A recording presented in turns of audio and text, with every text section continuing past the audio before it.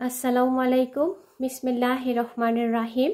আমার সকল viewers Facebook, YouTube page ও ইনস্টাগ্রামে যে যেখানে আছেন সবাইকে শুভ সকাল। আমি শামসুন নাহার যমুনা ধারাবাহিকভাবে কবি মোহাম্মদ আলতাফ হোসেনের লেখা কবিতা আবৃত্তি করে যাচ্ছি। আমাদের বাংলাদেশের পাবনা সদর উপজেলার কবি মোহাম্মদ আলতাফ হোসেন একজন সমসাময়িক কবি। তিনি বিভিন্ন সমসাময়িক বিষয়কে কেন্দ্র করে কবিতা লিখে থাকেন। আজকে আমি তার লেখা বর্তমান যে কিছুদিন আগে মানে 2-3 বছর আগে যে করোনা সময়কালীন পার করেছি, সেই করোনাকে কেন্দ্র করেই কবি মোহাম্মদ আলতাফ হোসেন একটি বই লিখেছেন। বইটির নাম বৈশ্বিক মহামারী করোনা। বইটি প্রকাশিত হয়েছে 2023 জুন। আর বইটি প্রকাশ করেছে সাইমু প্রকাশনী। সবাইকে শুভ সকাল। কবিতা পাঠে চলে যাই। কবিতার নাম লকডাউনের জীবন।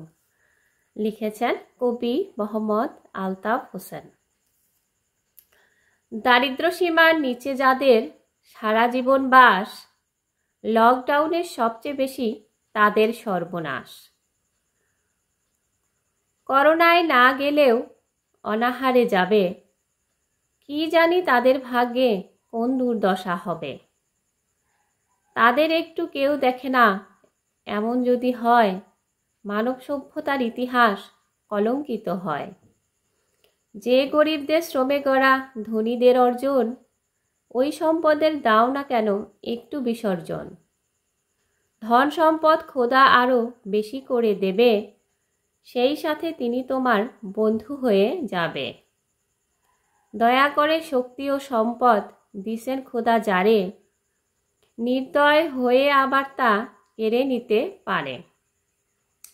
কি হবে এই ধন সম্পদ জীবন চলে গেলে, খালি হাতে যেতে হবে সব কিছু ফেলে।